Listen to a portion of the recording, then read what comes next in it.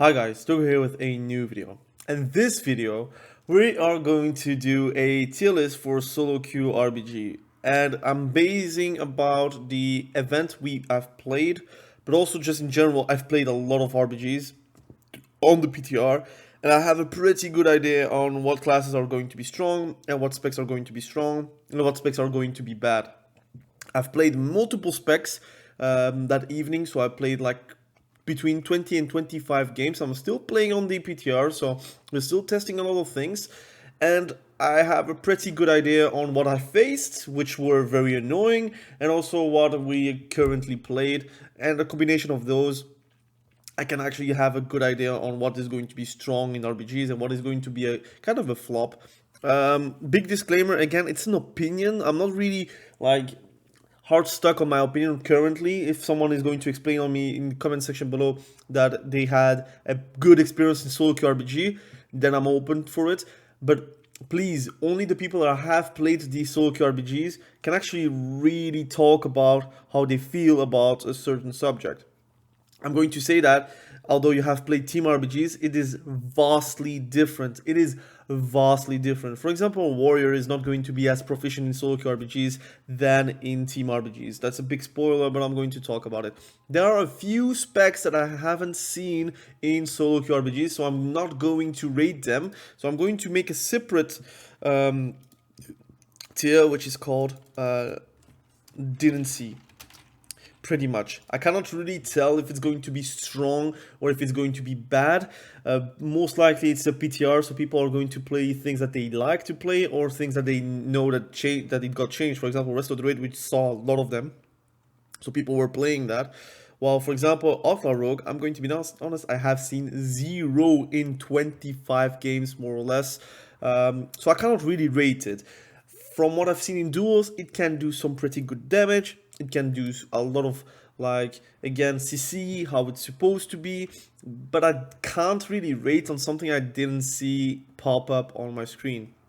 There is also someone else that I didn't see, and it is called Arcane Mage. Where is the Arcane Mage? Arcane Mage I didn't see, so I can't know if it's going to be strong or not. To be honest, there's no real changes except the tier set, and I feel like the tier set is going to add substantial damage, but again, we haven't seen them. My opinion is, so in Soloq Rbg, since it's a bit less coordinated, Arcane Mages can play side noder kind of, because of the mobility and the slipperiness, so I guess it could be good, but I'm not going to rate it because I didn't see it. Who else didn't I see? I'm going to skim very fast about the specs in general, but I think those are the specs I haven't seen. Now I can actually have a conversation with you guys. I'm going to start with big spoiler, the Warriors, because I played Warriors, so I can actually tell how I felt. I feel personally that Arms Warrior is quite good at destroying enemies.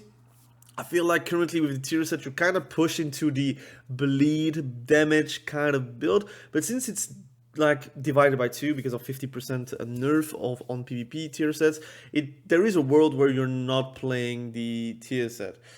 The first one is good, the 2 set is good because it gives you certain death procs, but I feel like the 4 set is not that necessary because it doesn't add really too much damage. It's only a thunderclap and basically a bleed on the damage done by execute. It can add up, but at the end of the day,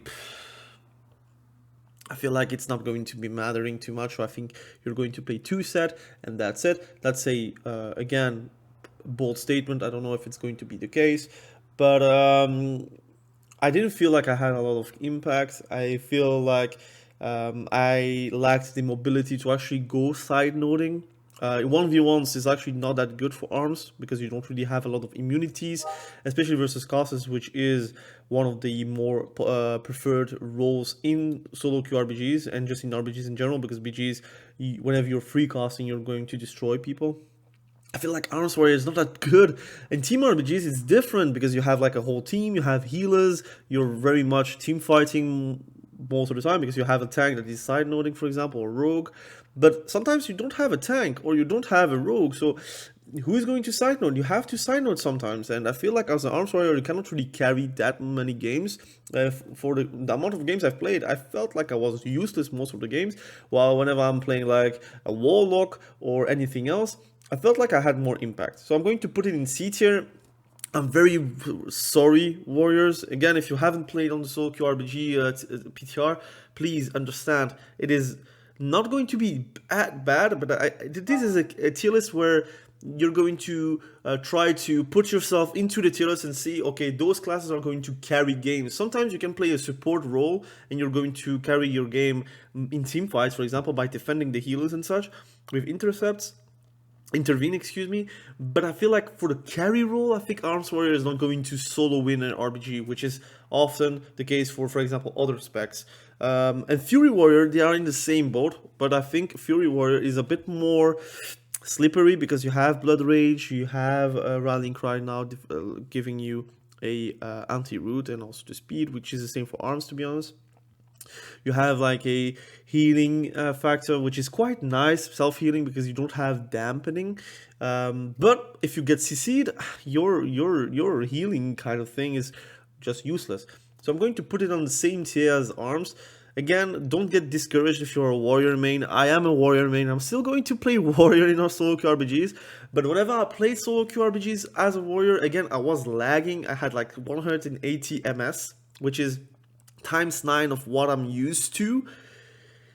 Again, it could be because of the lag. It could also be that they need a bit of like a buff towards certain areas on the PTR. We will have to see. But currently on the PTR, I feel like it doesn't feel like I'm carrying games. So I'm going to put it in C tier. Again, if you have a different experience while playing the PTR, please let me know. I'm going to skim it right now. Let's talk directly about evokers. I don't play evoker, but I played against multiple evokers. And trust me, it is very, very strong as a side noder. It's actually very annoying. It's not the best side noder, but if you're actually picking and you're capping a node and you're trying to defend the node, with your mobility, it's actually very hard to catch him if you're like a caster. Again, a melee will have a bit more of an easier time, but you can have PvP talents that makes you even more slippery. You have a one-shot, you carry team fights. It feels like Sleepwalk is like really, really strong. It doesn't break really easily as well. Devastation is actually surprisingly good because you have like a lot of skirmishes, you play around your CDs, and whenever you don't have your CDs, you try to be very annoying by slowing enemies, by playing like cat and mouse with your claw thingy. You anti-cap pretty well, you have a lot of AoE damage, which is also very desirable in team fights. I personally think it is S tier. Again, I'm not saying that it's going to be the same for Soul Shuffle. By far, it's different. But in Team RBG, like in Soloq RBGs, it feels like you can really have an impact as a Devastation Evoker. I want to stop you guys again if you're in the video. We are not rating tanks because I didn't see many tanks, first and foremost, and also I feel like Soloq RBGs, if you're playing tank, you kind of gimp yourself, except if you're playing Vengeance Demon Hunter or Garden Druid and you're playing like literally side node or you're trying to be very annoying or whatever. But in general, tanks, I love tanks in general, but in Soloq RBGs, I feel like it's a bit less of an important thing. Let's say that. But Devastation Evoker, nice. It is very nice, very surprisingly nice. Augmentation Evoker, actually the same, very strong, like, very unkillable as well. Those two together, it's like, wow, man. I played like versus one great Evoker and he turned my mind or upside down, man. It's literally, it was like the worst experience I had as a warrior, but also as a Destruction Warlock, because he was, I wanted to cast and he was like every time trying to gain time. And then, like, I wasted a lot of time and lost pretty much in node because of it. Those two, they are very hidden gem. I think it's really strong. I'm going to be the same for Preservation Evoker. It is going to be also very strong. Easily top 2 healer. Top 3 maybe. Top 2 or top 3? Top 2, 3. There are like 3 god healers which you can and will see in RBGs, and you're going to feel like, okay. That's it. And more healers are actually very strong. So don't be afraid to play healer in the Soloq RPGs because you are really the reason why you win most of the time. Preservation Evoker, really annoying to kill, very annoying to CC. It has some good damage as well. It has some good healing. I mean, it's those three with the mobility and how it works. It's going to be godlike in Soloq RPGs. If you're like a Evoker fan, knock yourself out. Let's talk about. We can talk about right away about a spec I played. BM Hunter. I think BM Hunter is alright. It's very mobile. It has not really great CC, except if you're like going for diamond eyes in PvP talents, so you should do that. Probably because you can actually like cap it if you're doing it very good. In general, you're going to do a lot of damage. You have a ramp up though. Many specs can actually stop the ramp up. Your pets gets rooted pretty heavily. On Kotmugu, you are like destroyed because the pets are like bugging most of the time on the stairs. It's very slow, and whenever you want to kill command, it's up the stairs and the guy is beneath. Again, it's not really that good. I feel like it's going to be a B tier because you can carry games because of your side noding, but there are maps like, for example, Kotmugu, which is not a great map for BM Hunters. There are like, for example, Arati Basin. I feel like it's also not a great map for BM Hunter. I feel like CTF maps are pretty good for BM Hunters, but I didn't play them, so I can't rate them on those maps. But for now, I think I'm going to put it in B tier. The damage is really good though. They made kill command activating from Dire Beast, for example. So you have a 4-set that will give that, and also Beast Cleave. So you have a lot of AoE damage, a lot of instant damage because of your kill command actually like chaining on multiple pets. So I think that that alone is going to propulse your damage to higher heights. But there are like a few things that makes pets really annoying to deal with in general. But you're very good at defending. I'm going to say that. MM Hunter actually surprisingly very strong, like always. I think the damage is too high. It's easily stopped though. I think it's also easily killed. I never really had a trouble killing a MM, especially since they nerfed the PvP talent that actually removes all the dots. That's gone. So if you're affliction warlock, you're going to eat marksmanship hunters alive. I think that removal is going to be actually adding on the class trees. So that's my take. I think they removed it on the PvP talents to give it back on the class tree, because I think PvE, they kind of die to things and they want to probably add more defensives towards PvE. So my take is they're going to add Craven Stratagem back to the game from the legendaries from Shadowlands, and they're going to put it on class tree. Again, I say that at the 16th of September 2023. So if I'm right, please let me know in the comment section below. I think that's going to happen. There is no way they're nerfing the defense from hunters. Especially since right now on PvE side, you have troubles like surviving damage. So my take is they're going to add it on the class tree so everyone can take it, probably as a side, like as a choice node with, let's say, sack. I think that will happen. Anyways, that's my prediction. MM strong but killable, and you can carry games because of your damage. Pretty much. Survival Hunter, surprisingly, is not that bad. It has a lot of damage. The pets is killable in team fights, but in side noting, you can do some pretty good things. It's much better than team RPGs. If you play Survival Hunter in team RPGs, it is really bad. But for some reason, in Soloq RPGs, it works. So I think I'm going to put it in B tier. Which normally in team RPGs I would put it in D tier with BM Hunter, but right now it's going to be B tier because I feel like the skirmishes, the slipperiness, your damage is going to be quite nice. Again, they nerfed the PvP talent that actually removes every single dot on your face except bleeds, for example, which you can, I think, remove with your bandages. I think, if I'm correct, but still. That is a pretty big nerf, but I predict they're going to add it on the class tree. If they're not doing that, they're doing something else. But they cannot leave hunters like current. I think it's still too easily killed, and there is a reason why they had that in the first place on PvP tons. Anyways, let's talk about warlocks. Warlocks is it feels good to play affliction now. I am playing a special affliction warlock, which is not the triple UA. I also explained that on a video, but my audio is corrupted. But I will make probably a PTR video about affliction warlock.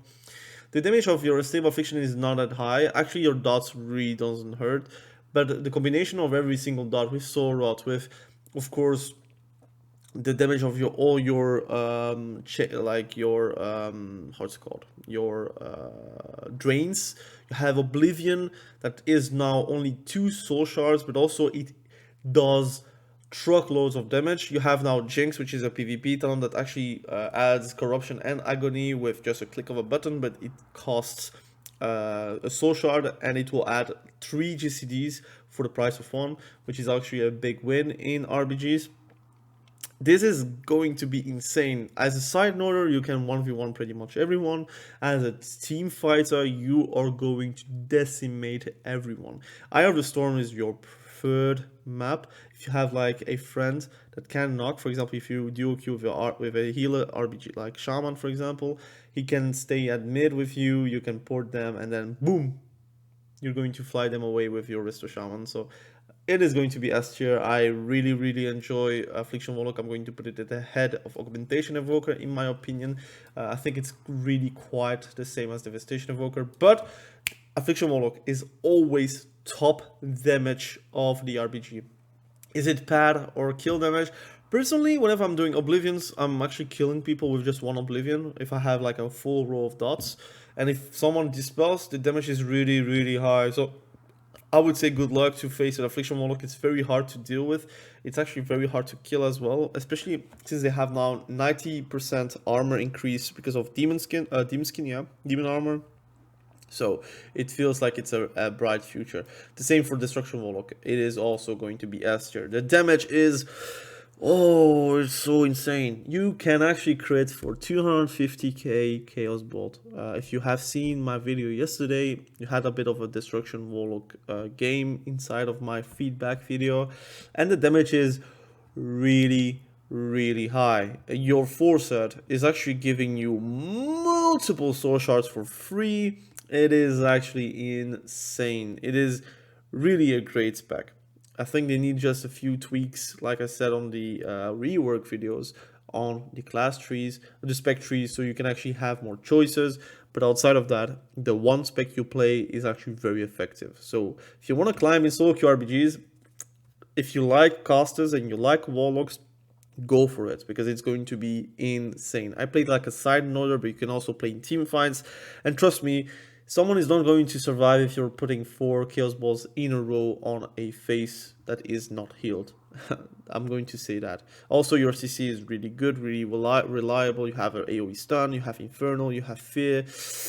I mean, and double Mortal Coil, which is, again, a fantastic ability. So I'm going to say S tier is very much needed to say. I'm going to put it on the same kind of level as Devastation Rework, pretty much.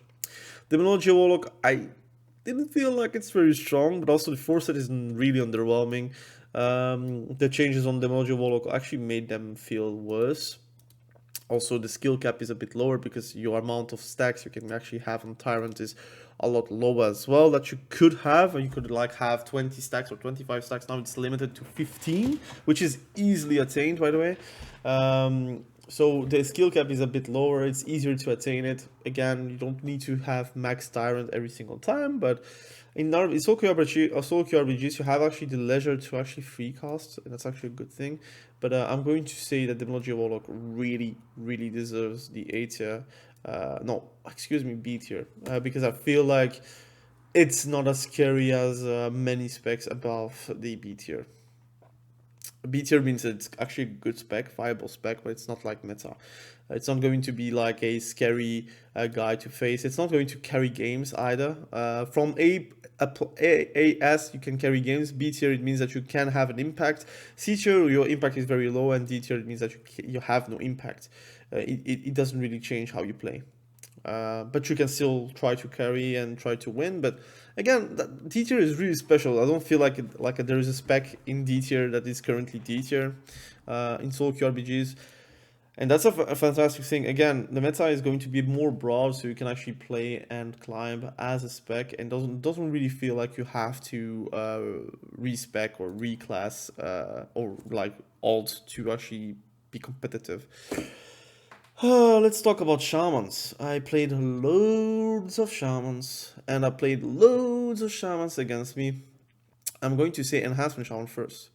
Enhancement Shaman feels very nice to play Soloq Rbg. So if you are an Enhancement Shaman lover, you are going to love your game and your Soloq Rbgs. It is going to be much better than team RPGs.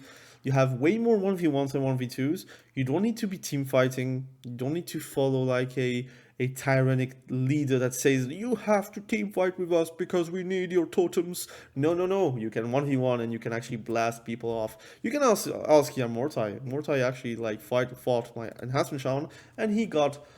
Again, I obliterated with my lightning bolts. Of course, he obliterated me also on his Retribution Paladin, but you have the ways of to actually carry games as an enhancement shaman. I'm going to say it's a good and deserved A tier, which is probably a tier that you would never like see on a team rated RPG, because you will never see an enhancement shaman in those games.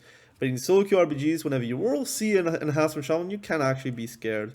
I would not really go for team fights, because you're very, very prone to CC and to actually be targeted. But in 1v1s or 1v2s, your healing is carrying, your damage is carrying. You can play Ascendants, you can play deeply rooted elements.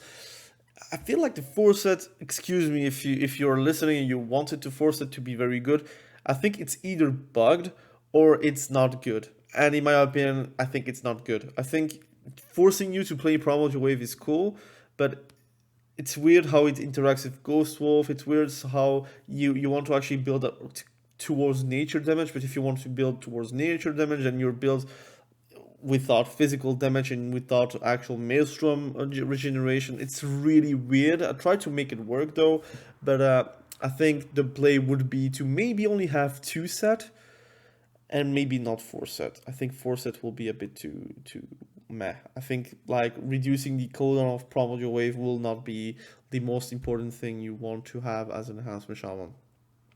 Elemental Shaman, it's also very strong. I think it's very popular as well, because I saw a lot of Elemental Shamans as well.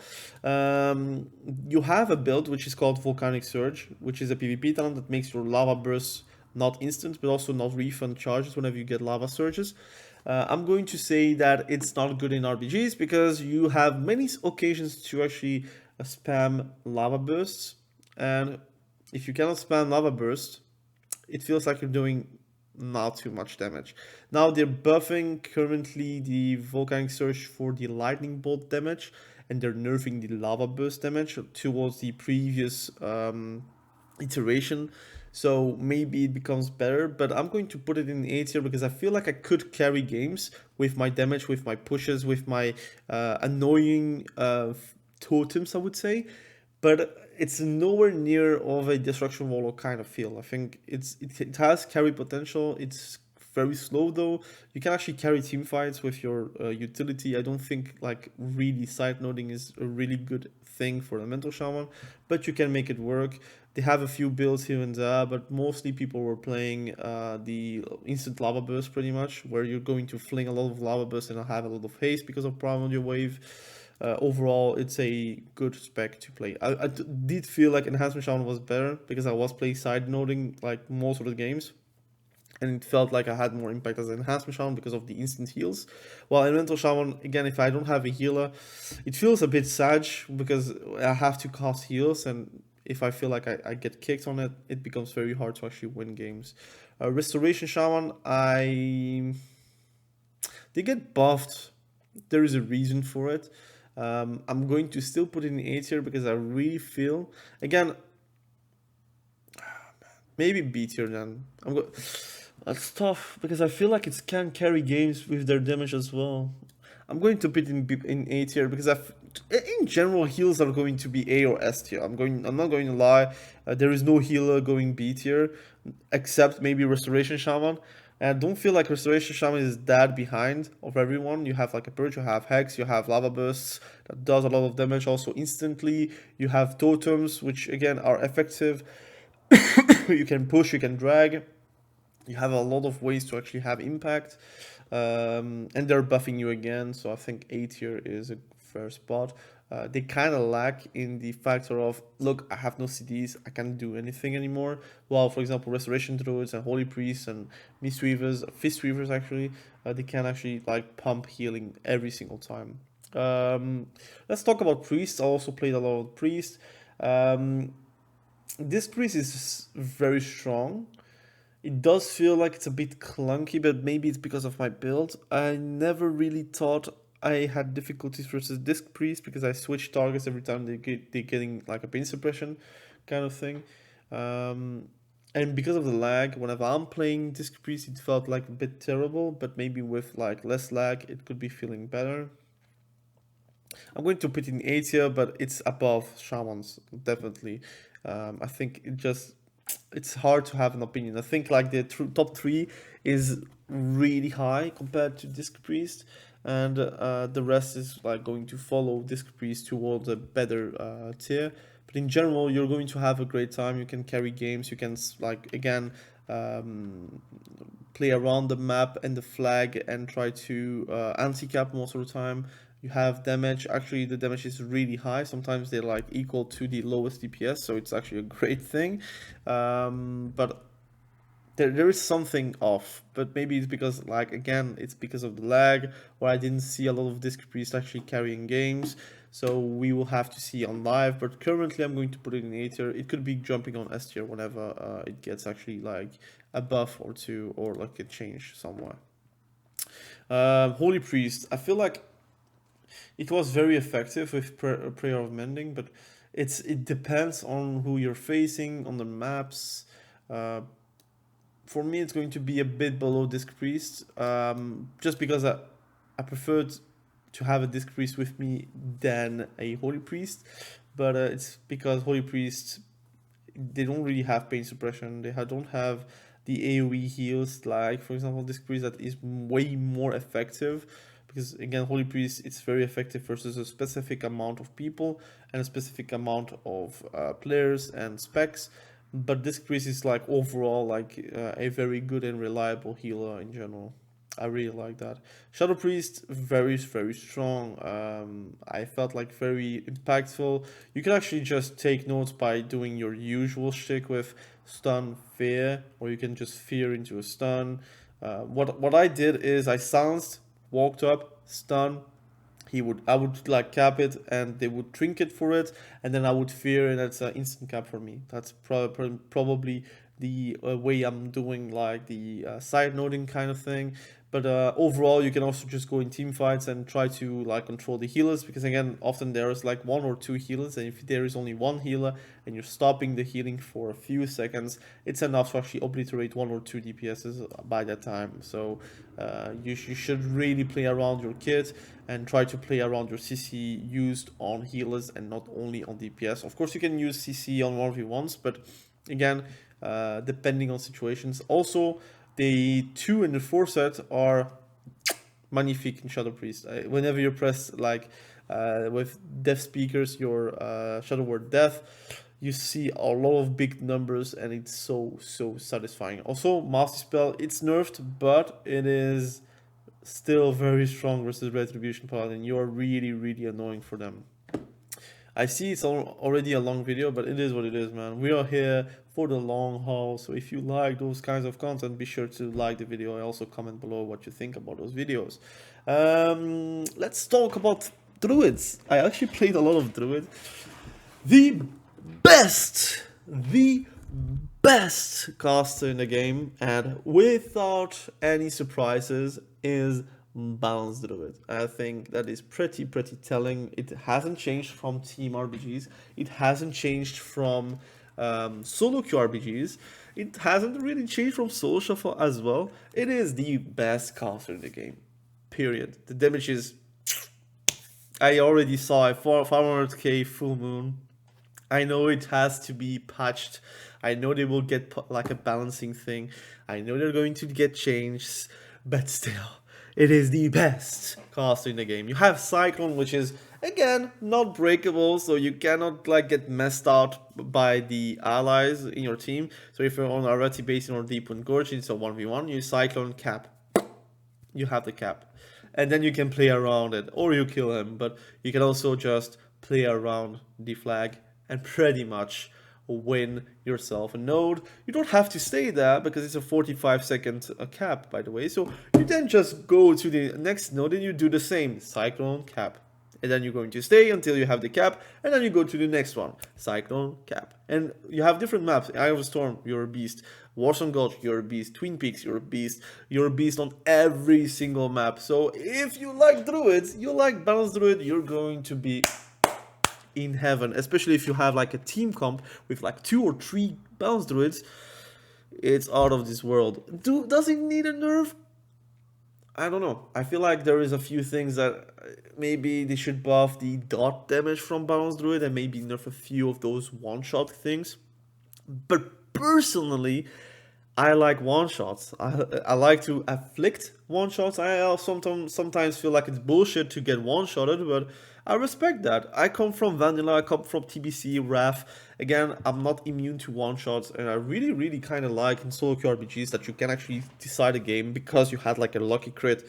It just is based on the game, and I think a lot of people will like the dynamic of Soloq Rbgs in general.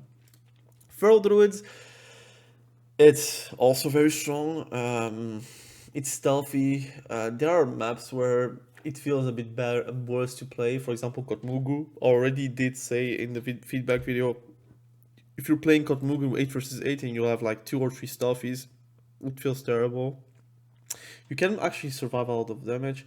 Your off healing is still very bad. I'm very sorry for you guys. I personally like Druid, so I wish it was a bit different. I don't know what's the reason why they actually keep the healing like this, but you can actually have a lot of impact. Your bleeding is really strong. You can go for a AoE build, but personally I would recommend to go for a big bite build where you're trying to get the biggest bite of the world and try to 1v1, 1v2. You have the capacities for it. You can also just stun into a Cyclone. You can also stun, just cap, and then they're going to trinketed Cyclone, and then you get cap. Again, it's very strategic. You just need to stand far away from the flag if you don't want that to happen.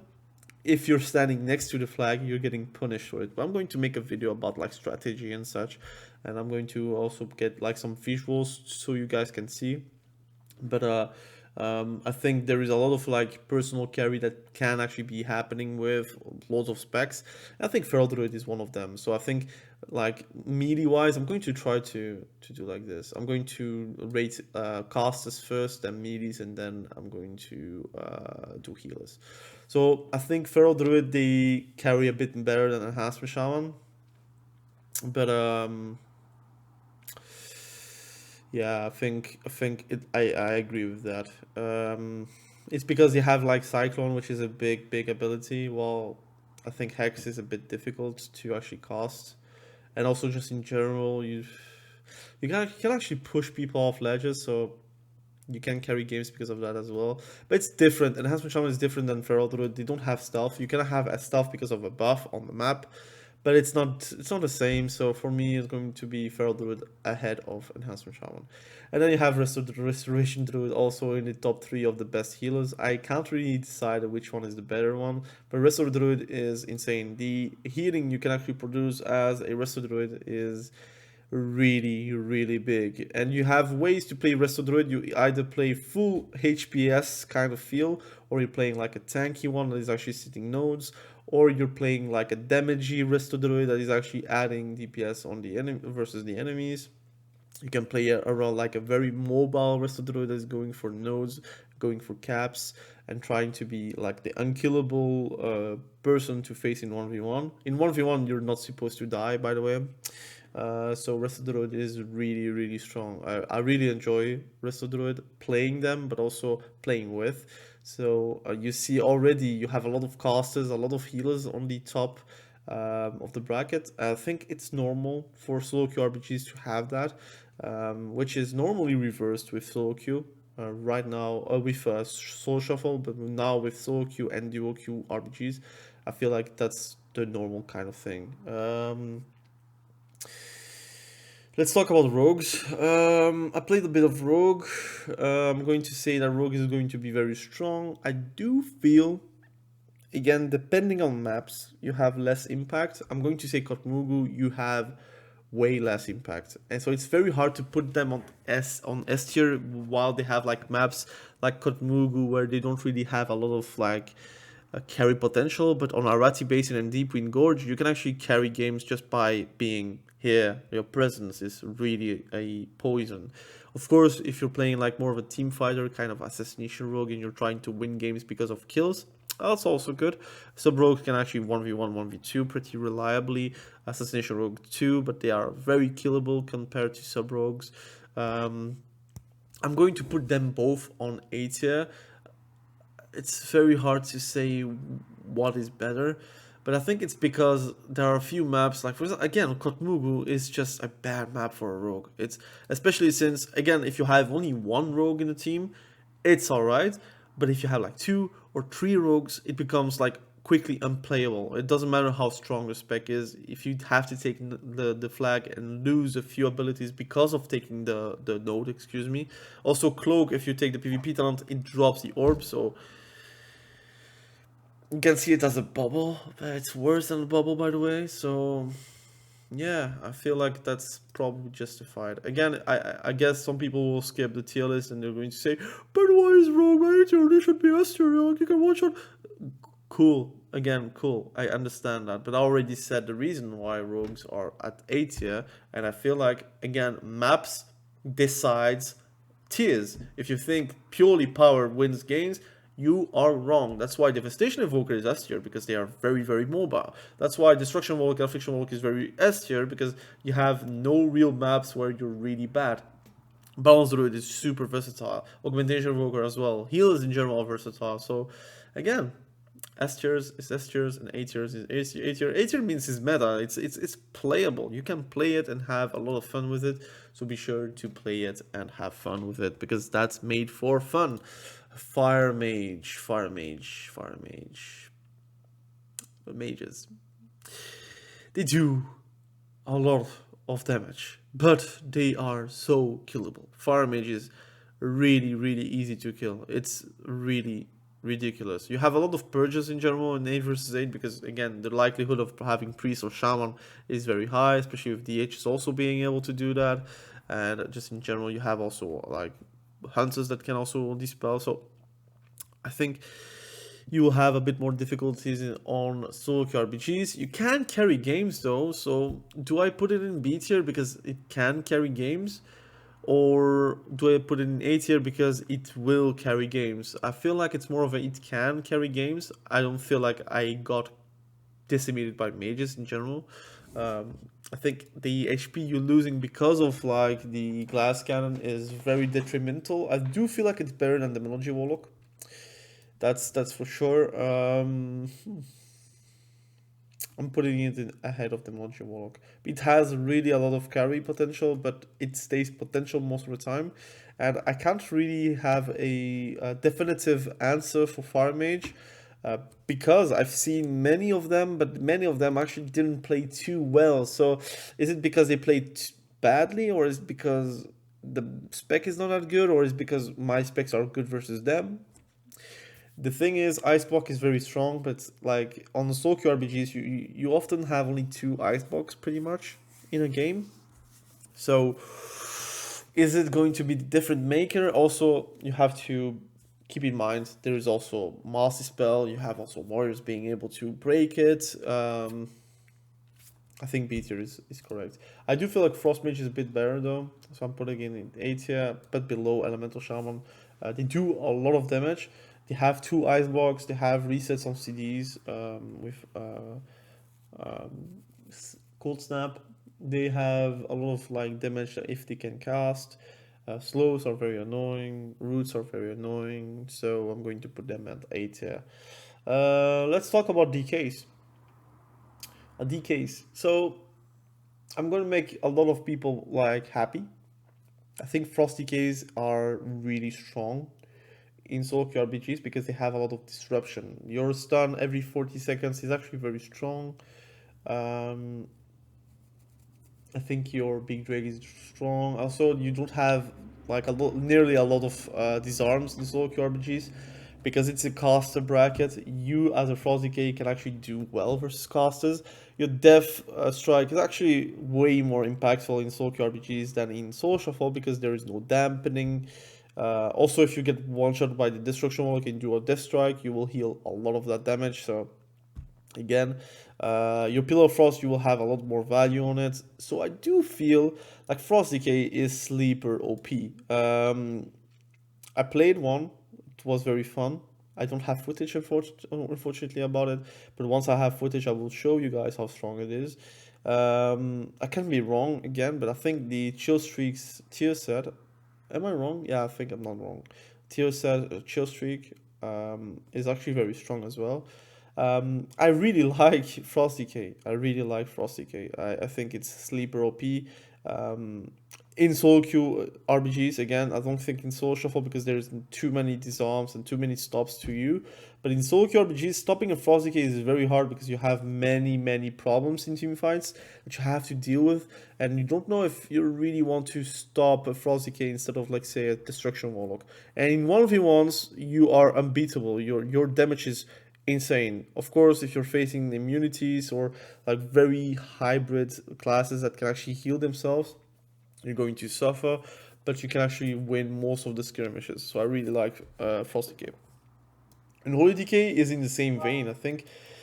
Maybe a bit lower, but I'm going to put them both on S tier because they have AMS, AMZ, they have Death's Advance, they have, again, they feel like they're very slow, but again, grip is very strong.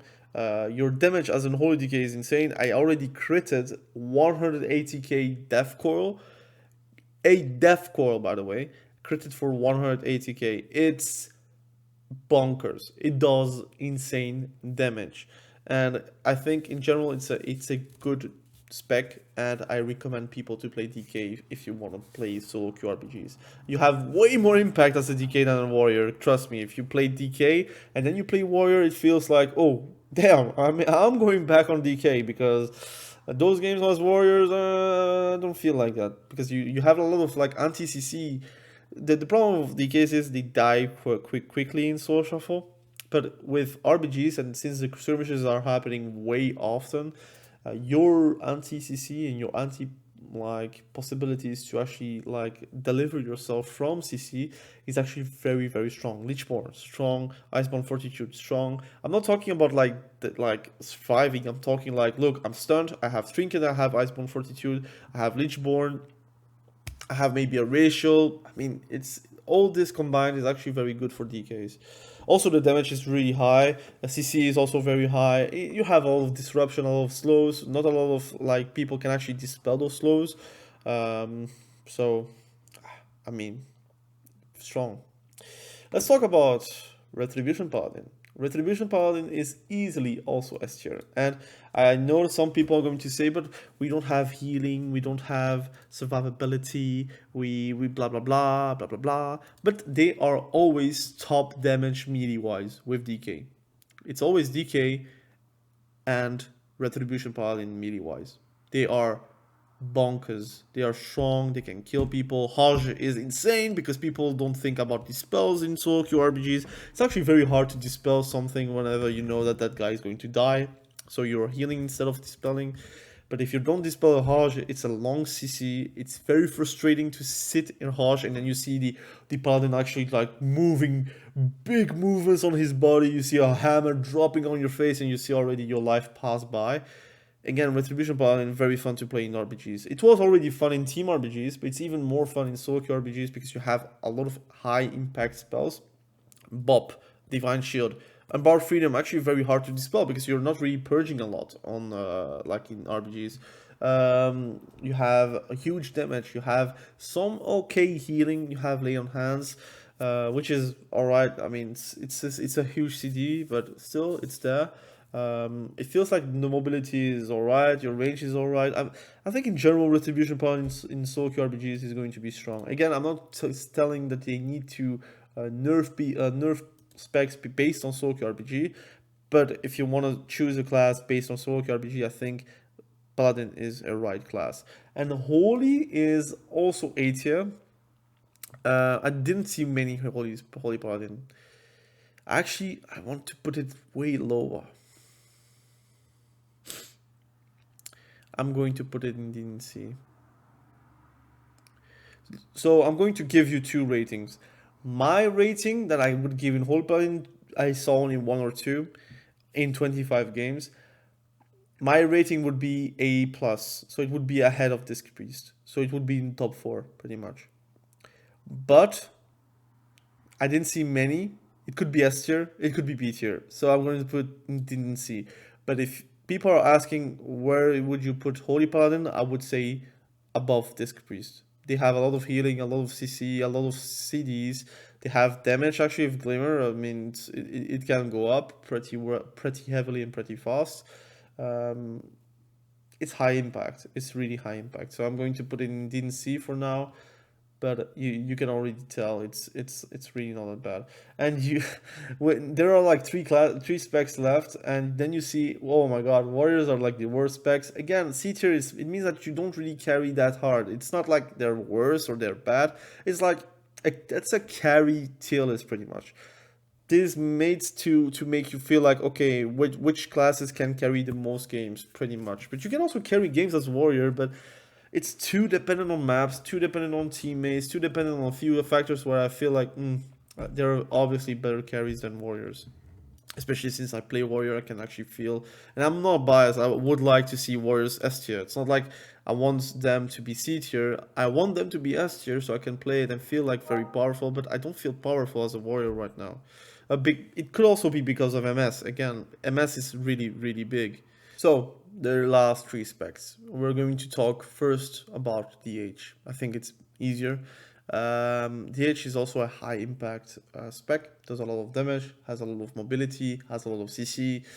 I really want them to put in S tier, but I feel like, do I prefer Retribution Paladin or do I prefer DH? And which one is actually carrying most games? A good DH is carrying games crazy. A bad DH is actually like up in the air getting Chaos Bolt to death. So because he can jump and then you jump versus caster, so guess what is going to happen? You're going to die like a duck, like shot in the sky. So I'm going to put them.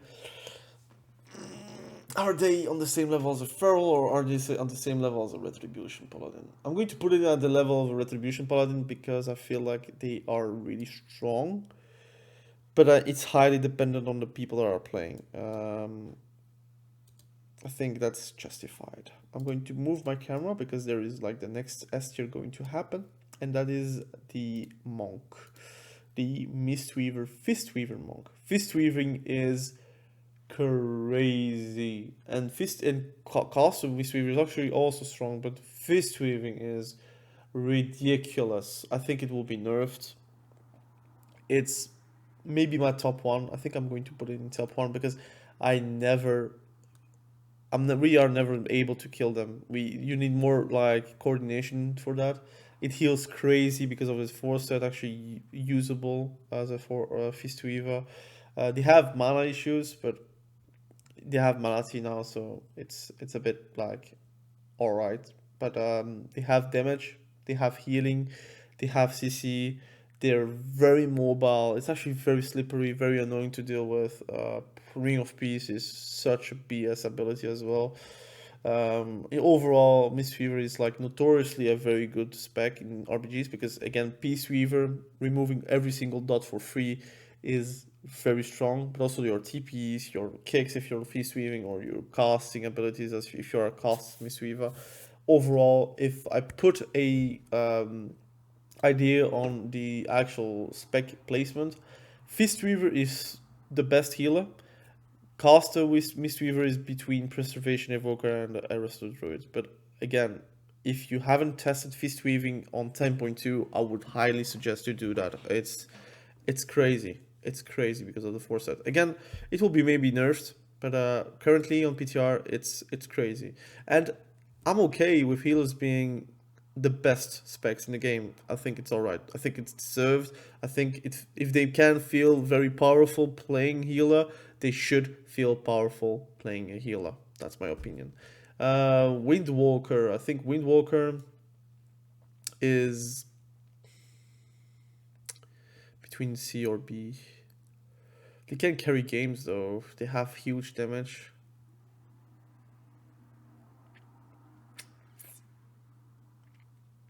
That's tough. Tough to decide. They